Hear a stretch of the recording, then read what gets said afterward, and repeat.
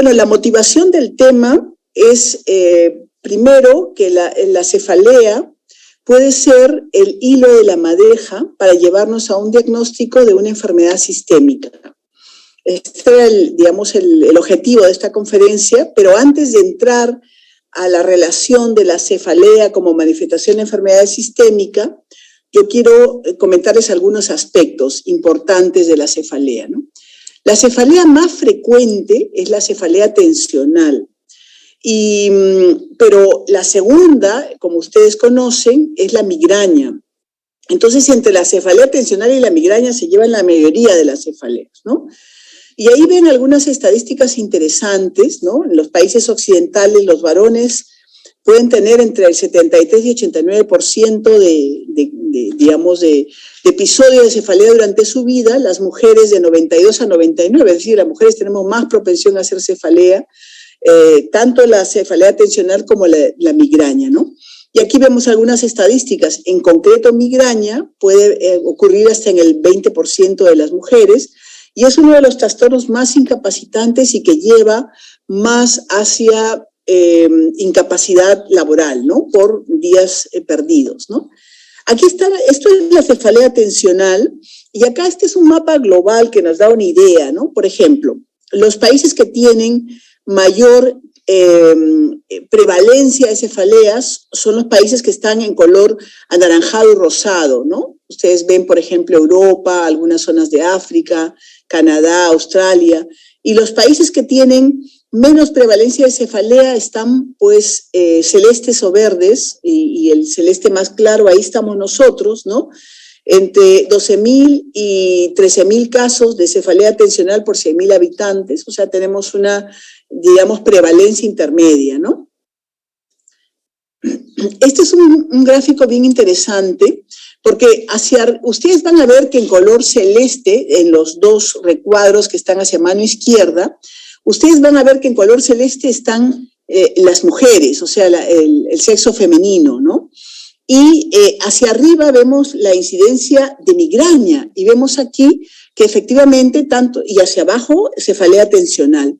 Y vemos efectivamente que aquí está en azul las mujeres más frecuentemente afectadas por migraña y más frecuentemente afectadas por cefalea tensional. Pero si ustedes comparan los dos gráficos, van a poder ver que mucha más alta es la frecuencia de cefalea tensional que se ve en el gráfico del ángulo inferior izquierdo, ¿no? Que la migrañosa, ¿no? Que la cefalea migrañosa, ¿no? Y aquí, este es un gráfico hacia el lado derecho, el que estoy mostrando aquí. Ven ustedes, aquí van a hablar de los días de incapacidad, ¿no? O sea, esta es los días asociados a discapacidad o a incapacidad laboral, diríamos para hacerlo más sencillo.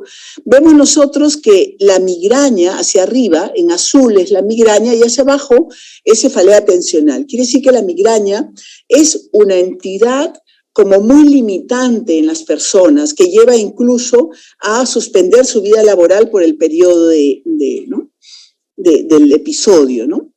Este tema de la cefalea es muy antiguo. Aquí vemos un poco de historia, ¿no? Por ejemplo, esto es la cultura egipcia, y en papiros, ahí hay dos famosos papiros de Ebers y de Leiden, se relata, allí un paciente con cefalea, en los papiros, o sea, hablamos de varios siglos antes de Cristo, ¿no?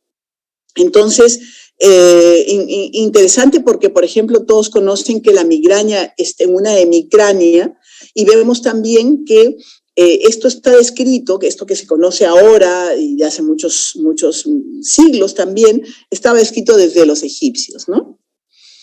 Hipócrates describió textualmente un cuadro de cefalea de esta manera, ¿no? Parece que se ve algo como delante de él, como si fuera una luz, generalmente en el ojo derecho, bueno, puede ser en los dos ojos, pero él lo describe en un paciente que vio con ojo derecho, y al cabo de un rato vio un dolor violento en el lado derecho, y después en toda la cabeza y en el cuello, ¿no? Esa es la descripción de Hipócrates, y vamos a ver que aquí está describiendo los famosos escotomas, ¿no? En general, por lo que hemos manifestado, la cefalea es un problema de salud pública, esto ya lo hemos mencionado, y esto también de alguna manera lo hemos comentado hace unos minutos, ¿no? Hemos comentado que hemos dicho, por ejemplo, que entre la cefalea tensional, que acá ven hasta el 63%, y la migraña es el 70, entre 80% de las causas de cefalea, pero vamos a ver que existen otras muchas. Por ejemplo, aquí vamos a ver en la parte de abajo de este recuadro, vemos una cefalea asociada a fiebre, a traumatismo, a fenómenos vasculares, etcétera. Es decir, y a ese mundo de las cefaleas secundarias, a algo que está detrás, es lo que apunta esta conferencia, ¿no? Siempre es muy importante, no me cansaré de decirlo, la historia clínica, ¿no? Siempre, por ejemplo, vamos a ver que la cefalea que tiene antecedentes familiares suele ser, digamos, una cefalea migrañosa, ¿no? Las personas, mujeres que tienen migraña, generalmente vienen de familia migrañosa, ¿no? Y una cosa importante también en la migraña es que tienen historia de muy largo tiempo. Quizá es más notoria en la migraña que en la cefalea tensional, ¿no? La cefalea en la hemicrania, típico de la migraña, ¿no? Pulsátil en hemicrania, pero una cosa interesante, y yo les voy a decir que esto es fundamental, es que en la migraña puede alternar, en un episodio puede estar en un lado y en otro puede estar en el otro, mientras que si tuviéramos un tumor o una malformación o un aneurisma, el dolor en hemicrania se da en el mismo lado. O sea, tan importante es este dato tan sencillo de la historia clínica como para llevarnos hacia un diagnóstico, ¿no? En la migraña suelen haber prodromos, ¿no? Bostezos, hambre, cambios del humor, alteraciones en la visión, fatiga, malestar, de tal manera que las personas que tienen migraña conocen que ya les va a venir la migraña, ¿no? Ya saben, ya viene la migraña, ¿no? Es una cosa, ellas mismas conocen su organismo y lo saben, ¿no? Con respecto a la duración, vemos nosotros que, para darlos un sencillo, las dos causas más frecuentes que hemos hablado, ¿no? La cefalea tensional puede durar desde 30 minutos hasta una semana. Cuando uno enfrenta a un paciente con cefalea tensional, siempre le pregunta, ¿tienes algún problema, alguna tensión familiar, alguna tensión laboral, etcétera, ¿no? Y aparece por allí, aflora alguna tensión. La migraña no dura más de 3 días, ¿no? Suele ser tan intensa, tan aguda, que no dura más de 3 días. Si nosotros vemos que existen otros signos de neoplasia, por ejemplo, baja de peso, otra signología, digamos, fiebre, anorexia, en fin, tenemos que pensar que la cefalea puede deberse a una metástasis, ¿no? Si vemos, por ejemplo, que es una cefalea de reciente inicio, acá esto es lo que quiero presentarles como una idea fuerza, ¿no? Un paciente mayor, más de 50 años, y no tiene la historia crónica de cefalea, yo tengo que pensar, o es una malformación, un aneurisma, una arteritis de células gigantes, un tumor, algo está pasando, ¿no? No me voy a quedar con el tema de usted tiene tensiones, preocupaciones, relájese, porque puede estar pasándoseme un diagnóstico importante, ¿no? Si hay diplopia, es típicamente alteración del sexto par craneal, y eso puede deberse a un aneurisma de la arteria carótida que pasa por el seno cavernoso, en fin, puede haber ahí una malformación, etcétera, ¿no? Si hubiera signos neurológicos, me está diciendo que una cefalea tiene un origen orgánico, ¿no? Obviamente. Si hay rigidez de nuca y fiebre, estamos pensando en una meningitis. Es decir, la historia clínica nos da mucha información. Si todo esto es negativo, entonces sí me puedo quedar con el diagnóstico de cefalea tipo tensional o migrañosa, que son las cefaleas primarias más frecuentes, ¿no? Pero tengo que buscar todos estos eventos, ¿no? Acá hay un gráfico interesante que lo pueden ver. Miren, acá está arriba las crisis de migraña, ¿no? Que son esporádicas, aunque existe la migraña crónica también, ¿no? Acá está la cefalea tensional que dijimos que dura más, ¿no? Aunque existe la cefalea tensional crónica, ¿no? Que vamos a hablar unos minutos después. Y hay una combinación entre migraña y cefalea tensional, que es un problema de manejo, porque generalmente son cuadros que tienden a ser crónicos, ¿no? Entonces, existen signos de alarma. En otras publicaciones le llaman banderas rojas, es decir, hay que ponerse las pilas, ¿no? Mayores, alteraciones neurológicas, cefalea reciente inicio, cefalea de intensidad creciente, enfermedades sistémicas, fiebre, etcétera, ¿no? Que lo hemos ya explicado en los anteriores. Vamos a hablar unos minutos de la migraña. Y es interesante la fisiopatología de la migraña, ¿no es cierto? En la fisiopatología de la migraña, lo que ocurre es una liberación de citoquinas inflamatorias a nivel alrededor de las meninges, los vasos sanguíneos que están rodeando las meninges. Allí hay una liberación de citoquinas inflamatorias que van a producir cambios en el calibre vascular y van a desencadenar, ¿no?, una ruptura de la barrera hematoencefálica, lo cual va a permitir, como ustedes ven aquí, este fenómeno que ocurre acá a nivel de los vasos que están en las meninges va a permitir que se active los ganglios del trigémino y todas las vías trigeminales, que esos son vías que van a lo largo del tronco cerebral, llegan al tálamo y a las áreas sensitivas cerebrales, ¿no? Y eso se llama el trigémino vascular, ¿no? Entonces, por alguna misteriosa razón, se despolariza, digamos, lo llaman la despolarización cortical prolongada, que empieza como, ya lo hemos explicado, con liberación de citoquinas y mediadores inflamatorios a nivel de perimeningio, ¿no?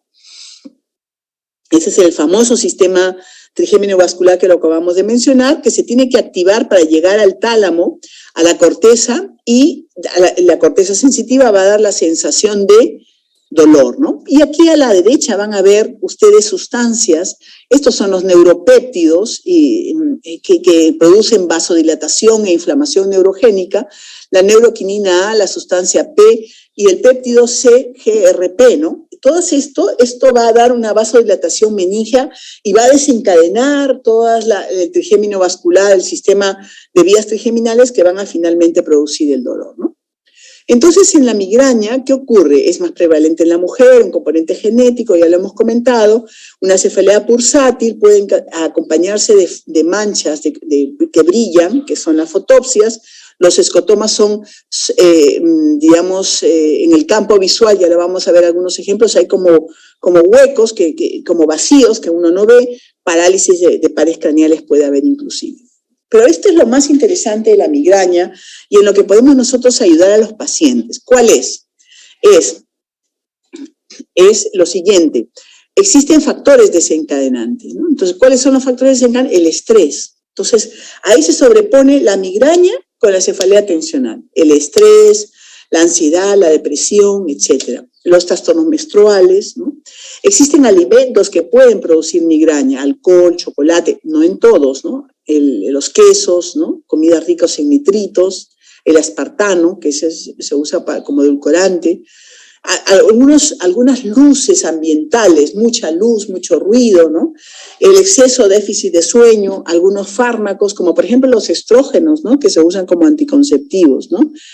El traumatismo craneal, la fatiga, etcétera, ¿no? O sea, entonces, ¿para qué nos sirve conocer estos factores desencadenantes? Porque son probablemente los que podamos manejar, ¿no es cierto?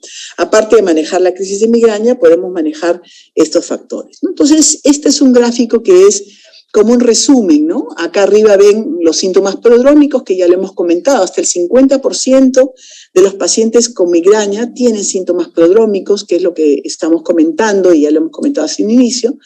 Y vemos aquí también algunas características, ¿no? Pueden haber hasta 5 crisis de migraña por mes, ¿no?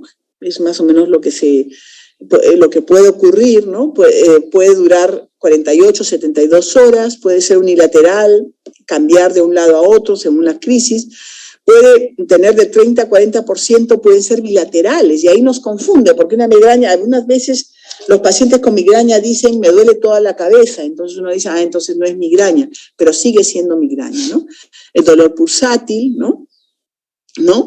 El dolor pulsátil que impide, esta migraña, como le dije, impide realizar las actividades de la vida diaria, ¿no? Puede haber náuseas, vómitos, sonofobia y fotofobia, o sea, la persona le aumenta el dolor, le fastidia mucho el ruido y la luz, ¿no? Y el aura, la famosa aura, normalmente es visual, ¿no? Son luces. Por ejemplo, acá ven luces, ¿no? En el recuadro del medio, ¿no? Son luces que se llaman fotopsias. O puede haber escotomas que se ven acá como manchas en la parte inferior derecha, ¿no? En todo caso, estas hallazgos visuales en el campo visual, estas manifestaciones visuales son características de la migraña, ¿no? Que puede haber en el 90% de pacientes, puede haber adormecimientos de las manos, puede haber incluso signos focales neurológicos que después se van a recuperar después de la crisis, ¿no?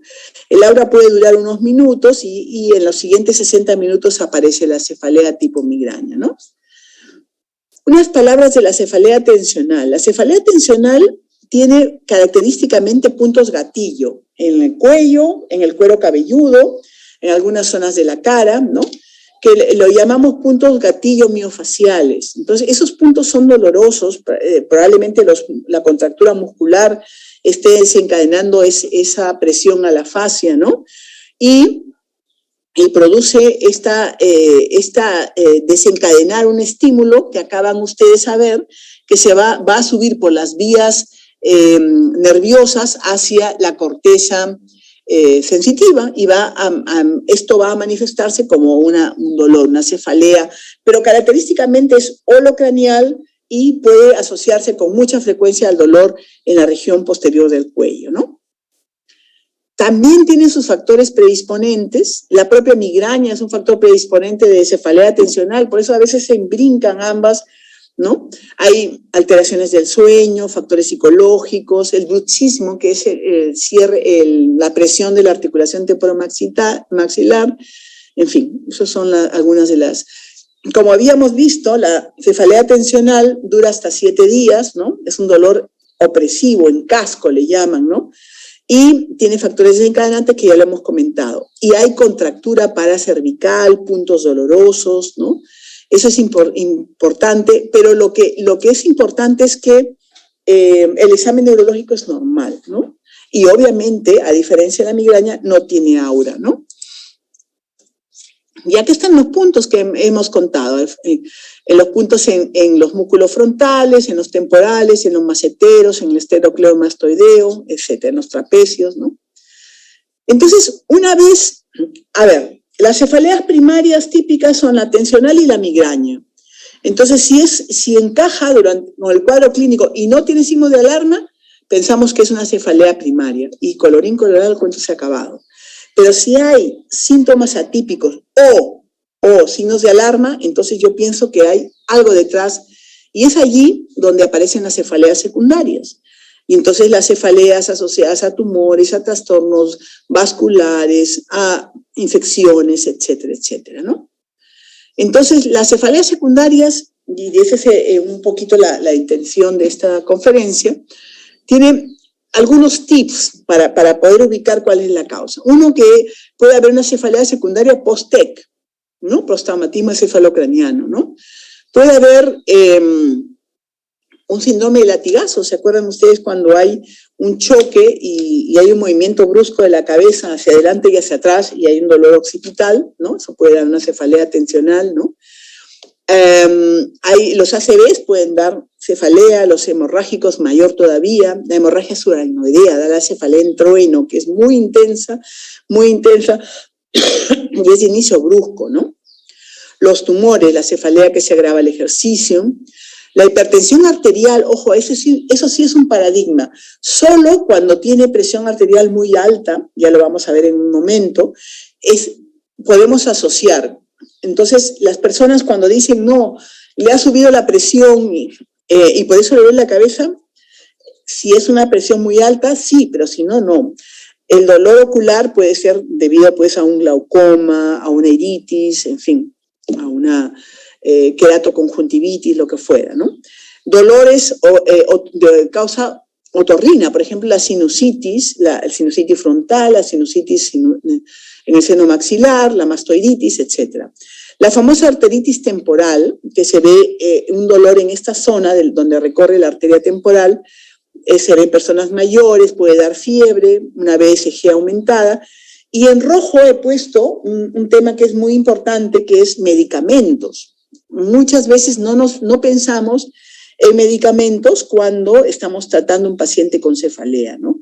La digoxina, el nifedipino, el nimodipino, la amiodarona, los corticoides, las hormonas tiroideas, los inhibidores de bomba, o sea, medicamentos de uso común que usamos todos los días pueden dar cefalea y hay que tenerlo en cuenta. La cefalea también, la cefalea secundaria también puede ir a la emergencia, ¿no? Así como van las migrañosas a la emergencia, también van las cefaleas secundarias y allí el emergenciólogo se encuentra en un dilema, ¿no?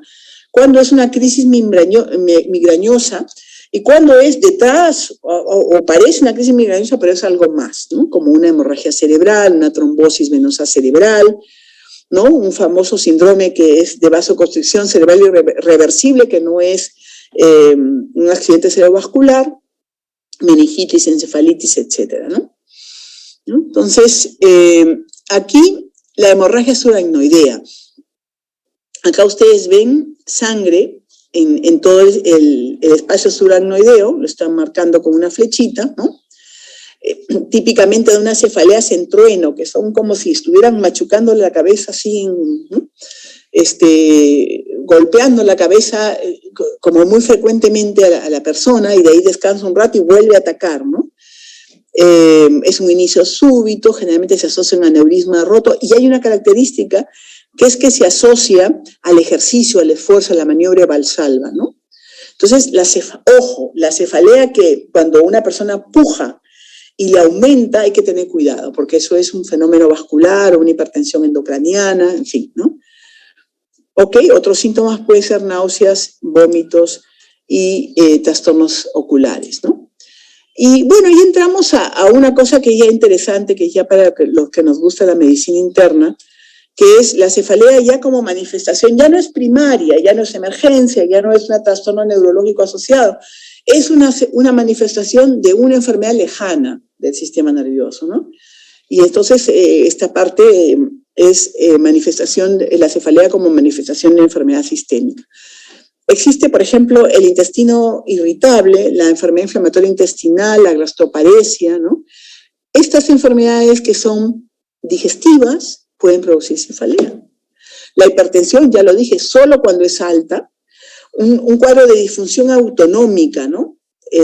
Hay un famoso síndrome de taquicardia postural ortostática, ¿no? La persona se sienta y hace una crisis de taquicardia, ¿no? Que es un fenómeno del sistema nervioso autonómico, ¿no? Puede dar dolor de cabeza, un accidente cerebrovascular, ya lo hemos comentado, la famosa preeclampsia, el uso de hormonas anticonceptivas, lo hemos comentado, ¿no? Hemos dicho que los estrógenos producen o pueden producir cefalea. Enfermedades pulmonares, ¿no? Puede producir, por ejemplo, el famoso síndrome de apnea-sueño que da en pacientes obesos, en pacientes que tienen periodos de apnea, que roncan en la noche, que tienen periodos de apnea, ¿no? Y que pueden tener en ese momento, a medianoche, episodios de hipoxemia que le pueden llevar a un infarto o un accidente cerebrovascular, ¿no? Este síndrome de apnea-sueño, aparte de tener otras manifestaciones como la somnolencia diurna, tiene además esta manifestación de cefalea. El asma, el EPOC pueden producir cefalea, ¿no? O sea, ellos mismos, o sea, hay una asociación ya descrita, un porcentaje importante de pacientes con estas enfermedades pueden tener cefalea, ¿no? Y los trastornos endocrinos, ¿quién lo diría? El hipotiroidismo, ¿no? El hipotiroidismo, cuando discuten en este capítulo, en este artículo, hay un artículo muy interesante de donde saqué esto, cuya referencia está aquí en esta lámina, ¿no?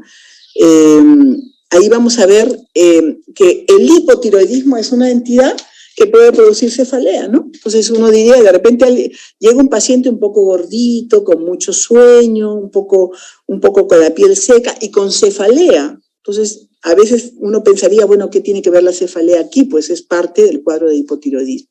La propia tiroiditis de Hashimoto, el hipertiroidismo también, pero con menor frecuencia. Y el síndrome metabólico en sí, no la diabetes, ¿eh? El síndrome metabólico se asocia a migraña. Se ha visto una asociación estadísticamente significativa entre pacientes que tienen síndrome metabólico y migraña. El pseudotumor cerebri, ¿no? Que es una hipertensión endocraniana sin mayores causas, puede dar migraña. Y las enfermedades reumatológicas, el lupus, por ejemplo, ¿no? El lupus, que como ustedes, sin necesariamente ser neurolupus, ¿ah? Porque otra cosa es que haya una vasculitis del sistema nervioso central y bueno, pues eso duele, ¿no? Pero no, el lupus como tal, puede dar como manifestación una cefalea. Pero si bien el lupus es lo más notorio, también puede verse más migraña en Sjögren, esclerodermia, en Raynaud. Y la famosa arteritis temporal, ¿no?, que vemos en los pacientes más de 50 años, con una dilatación de la arteria temporal, con una fiebre, puede haber velocidad de sedimentación aumentada, ¿no? Es decir, hay una manifestación, digamos, manifestaciones floridas de estas enfermedades que pueden tener a la cefalea como una manifestación importante, ¿no? La sarcoidosis es una enfermedad más rara, la meningitis aséptica, que suele ser por virus, ¿no? Y esto, aquí quería pararme un minuto, la anemia por deficiencia de hierro, ¿no? Es interesante porque la anemia por deficiencia de hierro es una anemia común y frecuente, ¿no? Las mujeres que puedan tener más volumen menstrual, o los niños que no tengan una dieta adecuada en ingesta de carnes, o en fin, personas que tengan microsangrados por tubo digestivo o por vía urinaria, etcétera. De tal manera que la anemia por deficiencia de hierro es la anemia más frecuente que tenemos, y esa puede dar cefalea. Entonces, no hay necesidad de buscar otras causas. Si tenemos un cuadro de anemia más cefalea, pues ahí está la causa de la cefalea, ¿no? Y nunca nos olvidemos de las causas que ya lo mencioné, de causa otorrino, como la rinosinusitis, ¿no? Las infecciones virales, los abscesos cerebrales, el COVID. Ahí he puesto un acápite del COVID, del 11 al 34%, ¿no es cierto? Nosotros que hemos ustedes y yo, que hemos podido ver y leer durante 2 años y pico todas las manifestaciones de COVID y del post-COVID, ¿no? Vemos que cefalea es una de las manifestaciones frecuentes, ¿no?, de esta enfermedad, ¿no? No es la única, obviamente, pero es una manifestación frecuente. VIH. En VIH me quiero parar un poquito, ¿no? Porque VIH tiene algunas patologías propias de este grupo de pacientes, como la tuberculosis del sistema nervioso, como el linfoma primario del sistema nervioso, como la toxoplasmosis, ¿no? Como la propia, digamos, manifestación del VIH dentro del sistema nervioso, ¿no? Y todo esto hace que el VIH esté asociado a cefalea y haya que ir a buscar qué hay de fondo en estas entidades, ¿no? Entonces vamos a ver algún caso representativo, ¿no? Por ejemplo, una mujer de 22 años con trastornos visuales y cefalea tipo migraña, un examen neurológico normal, ¿no? Entonces, ya cuando uno ve una mujer joven, y tipo migraña, lo primero que pregunta es, oye, ¿esta mujer joven tiene algo detrás que está condicionando esta cefalea? O la otra opción es que sea una migrañosa, ¿no? Es el cuadro, el ejemplo es muy, muy sencillo, la historia es muy sencilla, pero en el artículo que revisamos se comenta que a esta mujer joven se le encontró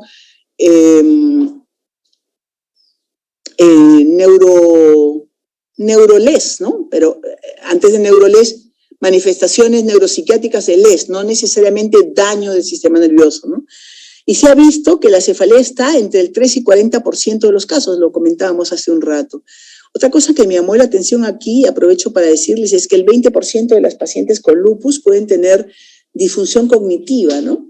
Alteraciones en el estado de ánimo, bueno, ya cuando hacen cosas más orgánicas como las convulsiones o accidentes cerebrovasculares, ya estamos pensando que estamos hablando de un neurolupus, ¿no? Puede ser, una paciente con neurolupus puede tener estados confusionales, polineuropatía, psicosis, ¿no? Eso lo hemos aprendido todos. Problemas de meningitis aséptica, es decir, una meningitis, un cuadro meningio con meningismo, pero con un líquido cefalorraquídeo normal, ¿no?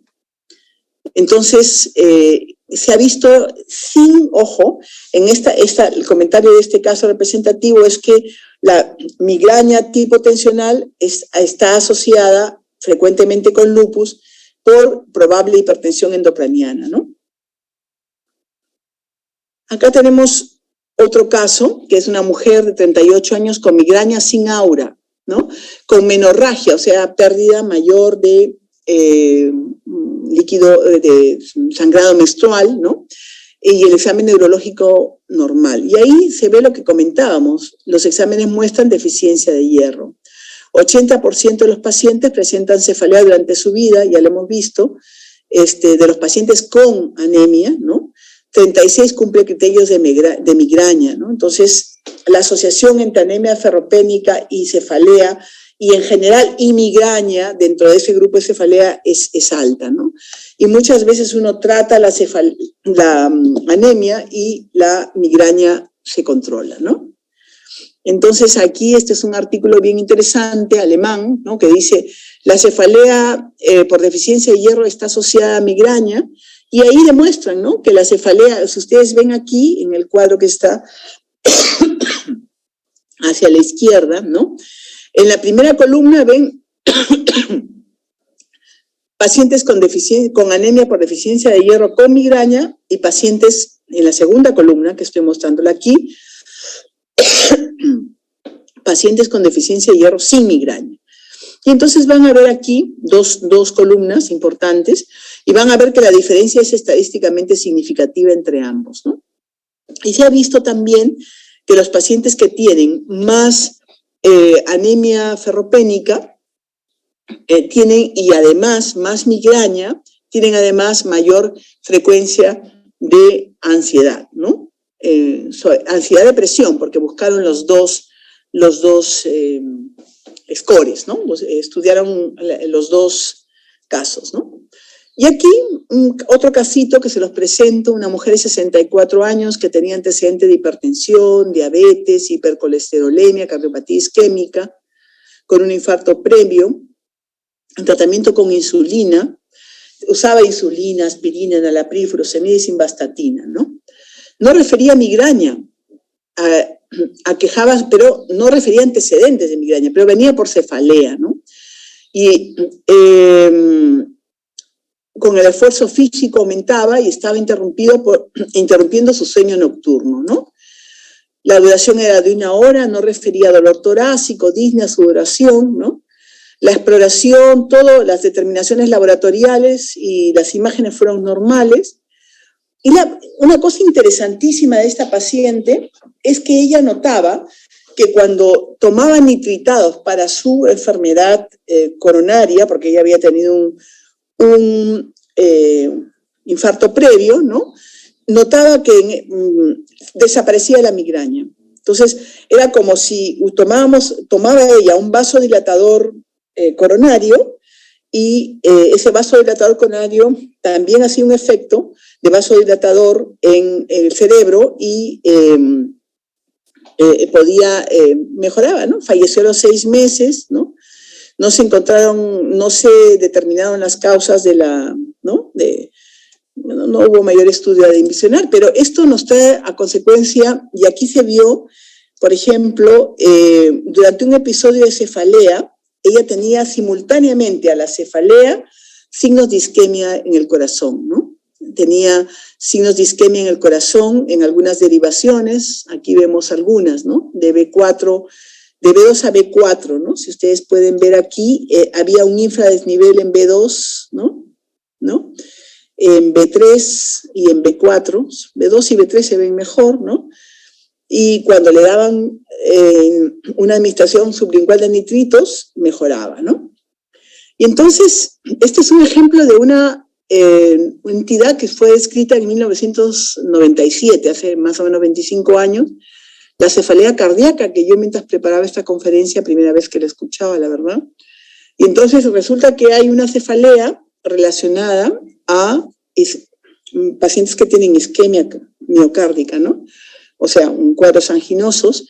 Y miren aquí, intensa, agravada por el esfuerzo, acompañada de náuseas, ¿no? Antecedentes de isquemia miocárdica aguda, se desarrollan, junto con la isquemia miocárdica se desarrolla la cefalea, y se resuelve cuando se trata la isquemia miocárdica, ¿no? ¿Ok? Y entonces, eso es una cefalea cardíaca, ¿no? Una entidad rara, ¿no? Pero no les quiero marear con una entidad rara, pero les quiero decir que siempre que hay una cefalea que no es primaria, que no tiene signos de alarma para pensar en cuadros neurológicos asociados, Entonces tenemos que echárnoslas a buscar si hay una enfermedad sistémica de fondo que pudiera explicar esto, y eso puede ir de lo más frecuente a lo más raro, ¿no? Y esta es una mujer, habíamos dicho hace unos minutos que el síndrome metabólico puede asociarse a migraña, ¿no? Entonces ahí habíamos, esto es un estudio bien interesante en que relaciona el síndrome metabólico con la migraña, justamente, ¿no? El caso es una mujer mórbida de 30 años con migraña, diabetes, hipertensión, ¿no? Pero a propósito de eso, buscamos este estudio en el cual se ve que el riesgo de adquirir migraña con aura, más que sin aura, perdón, los dos, con aura más que sin aura, en los dos se aumenta el riesgo, pero es mayor en la migraña el riesgo que tiene la paciente el paciente o la paciente con prediabetes o síndrome metabólico en adquirir una migraña con aura, donde el RR es mayor, ¿no? 1.5 vemos aquí, ¿no? Después aquí tenemos otro caso emblemático, un varón de 54 años con obesidad, insomnio, frecuentes episodios de migraña sin aura y el sueño recientemente interrumpido y con más frecuencia de migraña, ¿no? Entonces ahí hablamos de la apnea sueño, ¿no? Y esta es una cosa interesante, hasta el 18% de los pacientes con apnea sueño pueden tener cefalea al despertar, ¿no? Puede ser cefalea tipo opresiva, o puede ser bilateral, ¿no? Puede ser muy frecuente, como 15 días por mes, ¿no? Y la cefalea y hipertensión arterial, ya lo hemos comentado, hay que romper ese paradigma de que sube la presión, sube la cefalea, solo cuando hay una crisis hipertensiva, cuando hay una gran subida de la presión, ahí es donde aumenta el riesgo de cefalea, ¿no? Medicamentos cardiovasculares que producen cefalea, también lo hemos comentado, nunca se olviden, los inhibidores de la YECA, que son de la enzima convertidora, que son de muy frecuente uso, ¿no? Y esto es en general, bueno, no a toda cefalea se pide tomografía, ¿no es cierto? Si uno hace una buena historia y encaja al paciente dentro de la cefalea tensional y la cefalea migrañosa, solo si tiene signos de alarma, uno pide una tomografía cerebral, ¿no es cierto? Entonces, ¿cuándo se pide? Cuando sospechamos que hay un sangrado, ¿no? Cuando sospechamos que pudiera haber una tumoración, ¿no? Cuando creo que hay un aneurisma o una malformación, me voy a un angiotem, una angiotomografía, ¿no? Ahí también puedo ver la trombosis venosa de los senos venosos del cerebro, ¿no? Cuando hago una punción lumbar, cuando se sospecha una infección, ¿no? O cuando sospecho una hemorragia subaracnoidea que la tomografía es negativa. Eso es un poco raro, porque normalmente la sangre se tiñe de blanco y se ve bien, la sangre es como si fuera el contraste, color blanco, y uno puede distinguir, salvo que sea muy poquito, ¿no? Y una resonancia magnética cuando está a lo largo del mesencéfalo, o sea, es un sangrado muy pequeñito que uno no lo ve en una tomografía o un angiotec normal, ¿no? Bueno, pues eso es todo lo que les puedo decir. Si tendrían alguna pregunta, algún comentario, este es el hospital donde trabajo, que todos ustedes saben. Nosotros enseñamos aquí para la Facultad de Medicina el curso de Introducción a la Clínica. Yo les agradezco por su atención y más bien dejo de compartir pantalla.